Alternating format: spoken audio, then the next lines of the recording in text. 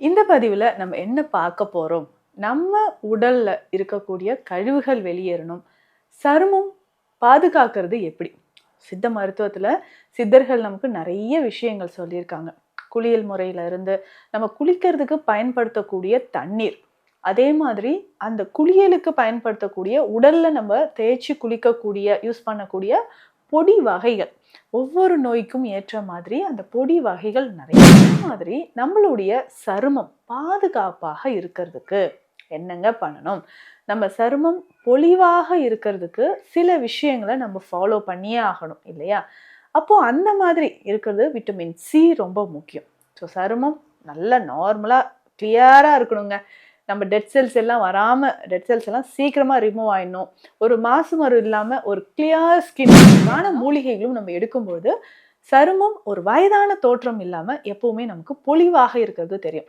ஒரு சிலர் நம்ம பார்ப்போம் இல்லைங்களா? ஸோ ஏஜ் சொன்னாதாங்க தெரியுது. எங்க இருக்கீங்களே அப்படின்னு சொல்லுவோம்.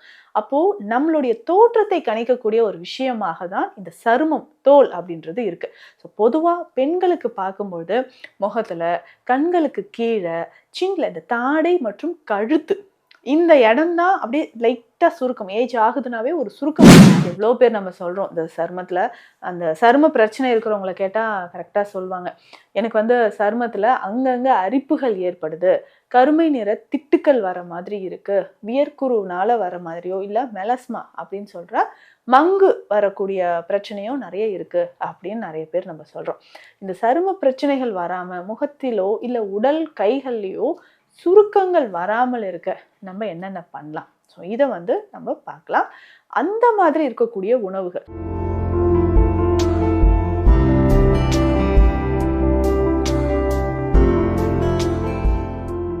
வணக்கம், நான் டாக்டர் நித்யா, சித்தா பிசிஷியன். இந்த பதிவில் நம்ம என்ன பார்க்க போறோம்? நம்ம உடல்ல இருக்கக்கூடிய கழிவுகள் வெளியேறணும். சருமம் பாதுகாக்கிறது எப்படி? சித்த மருத்துவத்துல சித்தர்கள் நமக்கு நிறைய விஷயங்கள் சொல்லியிருக்காங்க. குளியல் முறையில இருந்து, நம்ம குளிக்கிறதுக்கு பயன்படுத்தக்கூடிய தண்ணீர்.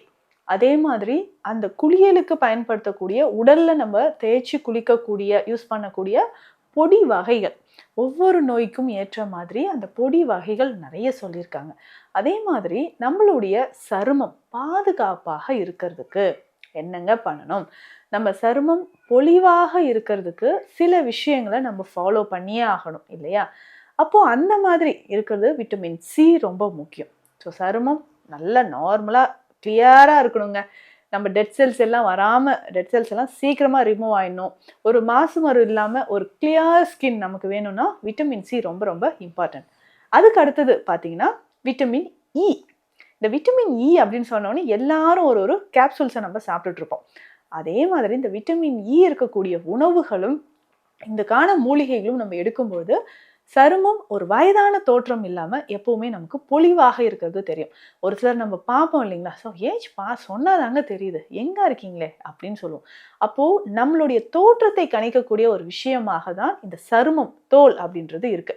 ஸோ பொதுவா பெண்களுக்கு பார்க்கும்பொழுது முகத்துல, கண்களுக்கு கீழே, சின்ல இந்த தாடை மற்றும் கழுத்து இந்த இடம் தான் அப்படியே லைட்டா சுருக்கம். ஏஜ் ஆகுதுனாவே ஒரு சுருக்கம் வர ஆரம்பிச்சிடும். அப்போ இந்த ஸ்கின்னை நல்லா லிஃப்ட் பண்றதுக்கு, டைட்டன் பண்றதுக்கு, அந்த விரிக்கிள்ஸ் இல்லாம இருக்கிறதுக்கு நிறைய சிகிச்சைகள்லாம் இப்போ நம்ம எடுத்துட்டு இருக்கிறோம். சிம்பிளா மூலிகை மருந்துகளை வச்சு இல்ல நேச்சுரலான விஷயங்களை வச்சு நம்ம எப்படியெல்லாம் இதை சரி பண்ணிக்கலாம். நம்ம முகத்தையும் சரி, கழுத்து பகுதியும் சரி, அந்த சருமத்தை பாதுகாக்கிறது எப்படி?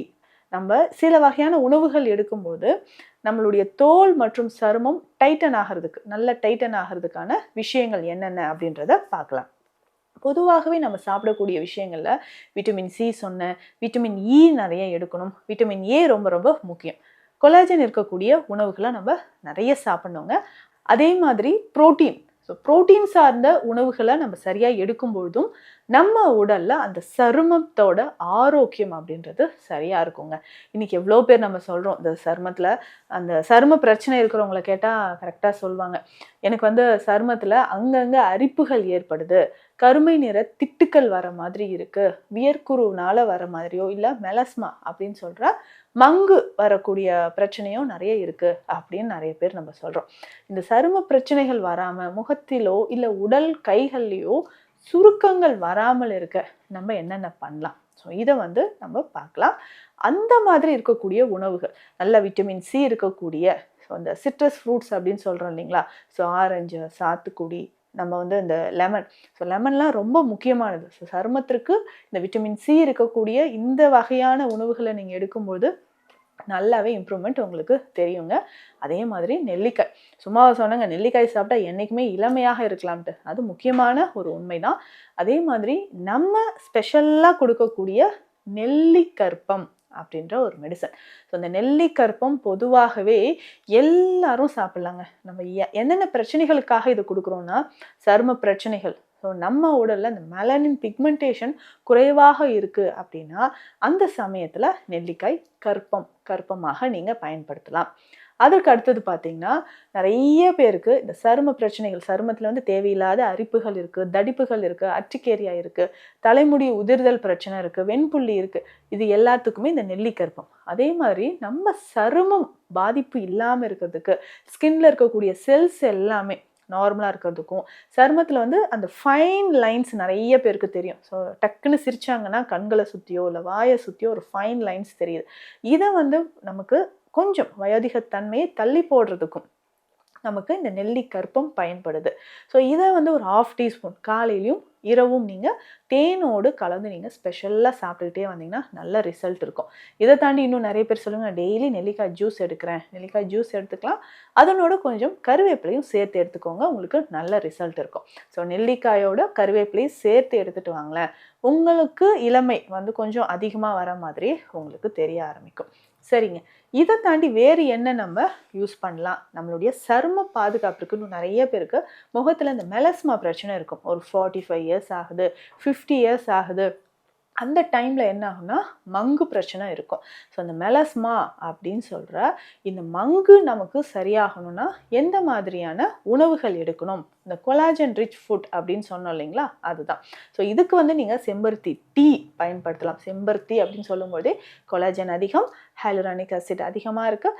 இது நம்ம ஸ்கின்னுக்கு இந்த ஃப்ரீ ரேடிக்கல்ஸ், பாடியில் இருக்கக்கூடிய அந்த ஃப்ரீ ரேடிக்கல்ஸ் எல்லாத்தையும் வெளியேற்றக்கூடியது. ஸோ செம்பருத்தி பயன்படுத்தலாம். வெண்டைக்காய் ரொம்ப ரொம்ப முக்கியமானதுங்க.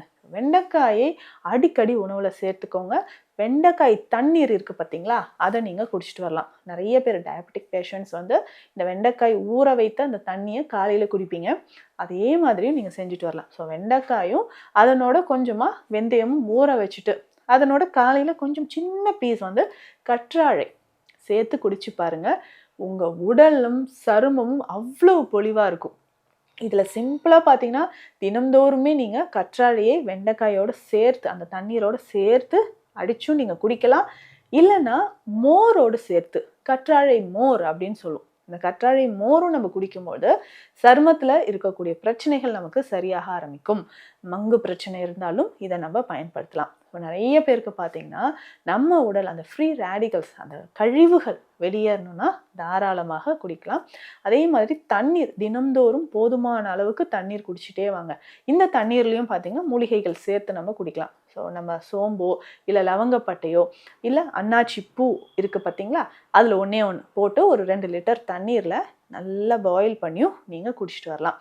ஸோ இந்த மாதிரி குடிக்கும்போதும் உடலில் அந்த தேவையில்லாத அந்த கழிவுகள் வந்து நல்லாவே நமக்கு வெளியேற ஆரம்பிச்சிடும்.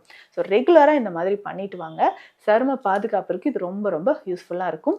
இதனோடு சேர்த்து நம்ம பயன்படுத்தக்கூடிய இரவு நேரத்தில் இந்த தைலத்தில் போட்டு நல்லா மசாஜ் பண்ணுங்கள். ஸ்கின் வந்து நமக்கு ரிங்கிள்ஸ் வராமல் இருக்கிறதுக்கு இதுக்கு நல்பிரமாதி தைலம் நீங்கள் யூஸ் பண்ணலாம். அதுக்கு அடுத்தது பார்த்திங்கன்னா குங்குமாதி தைலம் பயன்படுத்தலாம். குமரி தைலம், ஜம்பீர தைலம், இந்த 4 தைலங்களை ஏதாவது ஒன்று நீங்கள் பயன்படுத்திட்டு வாங்களேன், சருமம் நமக்கு பொலிவாக இருக்கும், ஆரோக்கியமாகவும் இருக்கும். மீண்டும் அடுத்த பதிவில் சந்திக்கலாம். நன்றி.